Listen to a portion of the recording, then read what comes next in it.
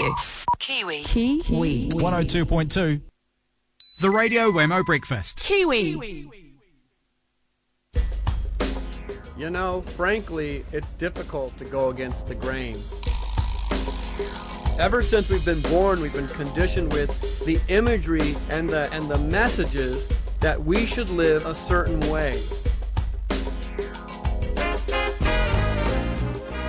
Well, what if you could morph your car into a mobile work of art and drive it down the road for all to see? What the heck would it look like? What would the world think of you? And would you be changed? Well, this is the subject of a documentary screening at the World Cinema Showcase, moving its way around New Zealand. The documentary is called Automorphosis. What the heck is Automorphosis? Well, Harrod Blank, who is a car art enthusiast himself, has put together the documentary, and he joins us live from the States today. Hello to you, Harrod. Hello, how y'all doing? Very well, thank you. In fact, whereabouts in the States are you at the moment? Right now I'm in a hotel room in Lafayette, Louisiana. And what are you doing there? Well, I'm working on a film about my father. It's a documentary by Gina Leibrecht called about my father, Les Blank, who is a documentary filmmaker. Oh, wow, absolutely fascinating. Well, let's talk about automorphosis. Now, you're a car art enthusiast yourself. What defines what a car enthusiast, or what art enthusiast actually is? What is that? Well, basically, if you change the car to be what you want it to be, you're making it into an art car. But you have to liberate yourself from what it really is in the beginning. You know, the more you can see your car as what you want it to be, rather than what it is when you first get it, the more it's going to become a wild art car. And then in the process of making an art car, it then has an effect on you, the maker. So you become changed, and that's why I titled the film Automorphosis, which is like metamorphosis, but instead of you're changing yourself, basically. And it's a play on words on auto, right?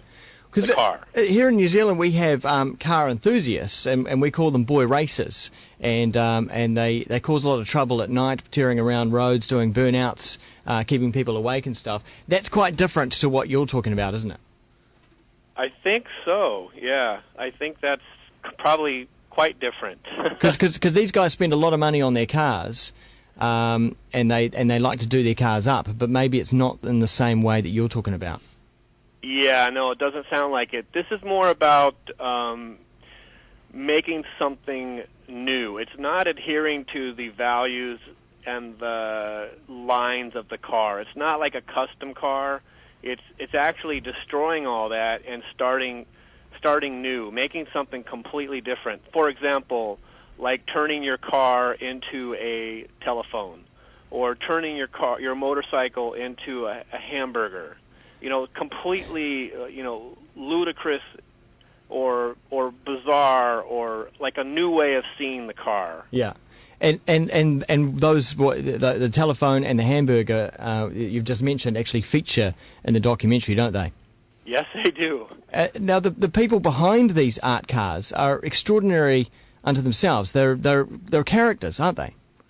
Yeah, and that's really what the movie's about. It's not really about cars per se. It's about the essence of the character of these people and how diverse we are. You know, it's about diversity, and character is a funny thing, especially nowadays where we have so many people in the world.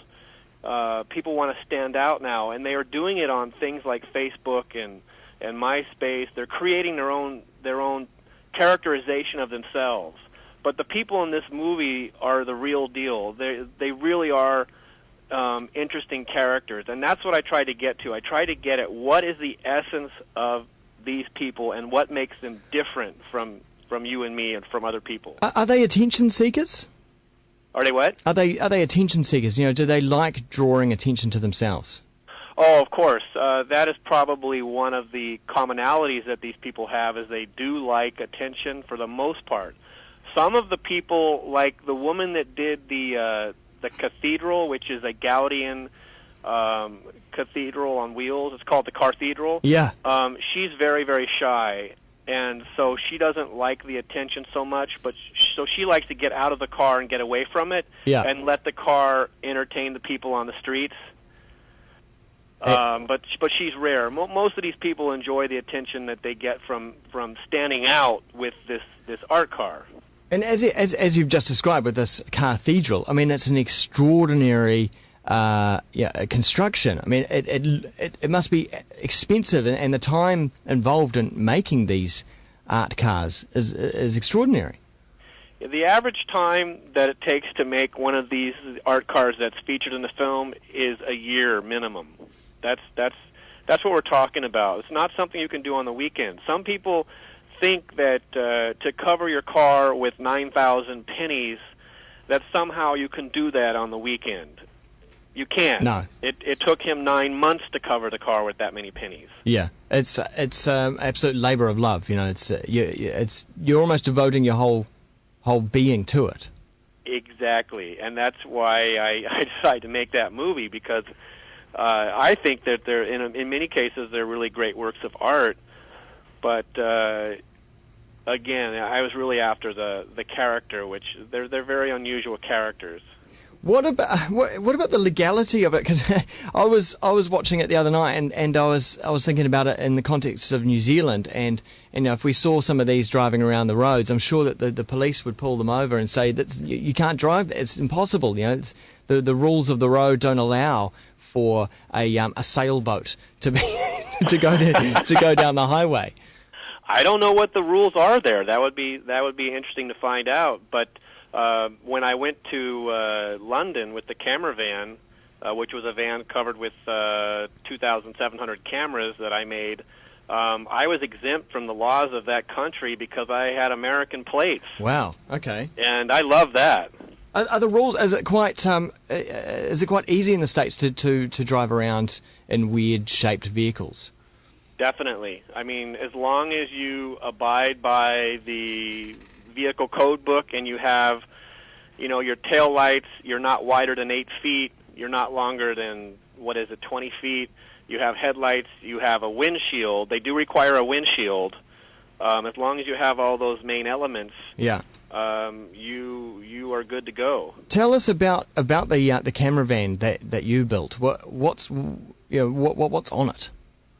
Camera van's covered with 2,700 plus cameras, of which some of them actually are connected and wired up to work and take pictures. So I can be driving, and my shutter buttons that operate the different cameras are to the right of the steering wheel, so I can just reach over and push a button and take the picture. And the monitor that's on the in the middle of the dashboard, I can see a simulated frame of what the camera sees, and so I can kind of see what I'm getting, and then take pictures. And the pictures that I was trying to get were the reactions of folks looking at the art car as if they're seeing like a UFO. That's my favorite reaction.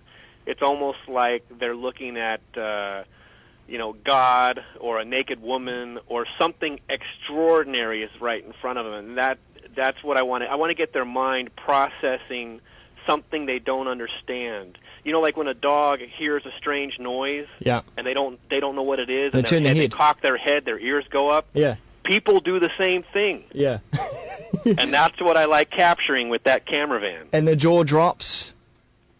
Yeah, their jaw, you can see their dental work. That's fantastic. And that's your second art car, isn't it? Yeah. That's that one.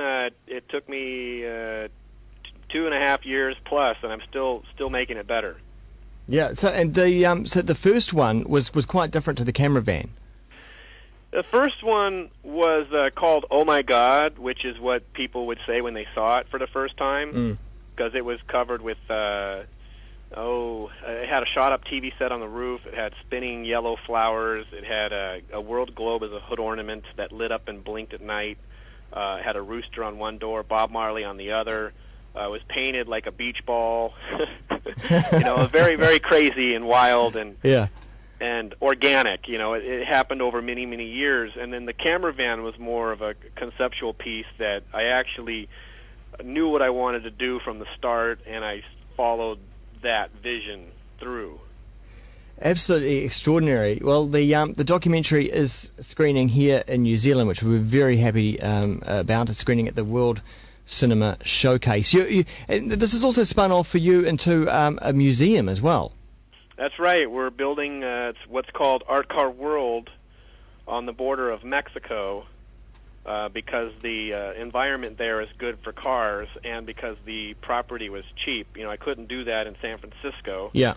And we've got 19 art cars there right now, including the camera van, the Cathedral, and some other really good ones, the boat car, the land yacht. And probably we'll have it open to the public in, 3 to 5 years. Great. It's for me, having seen the documentary, it's going to be a must-stop place as a tourist in this. Yeah, I was just going to say, if anybody from New Zealand comes over and they come to the Southwest, they can email me and see if they can visit. If I'm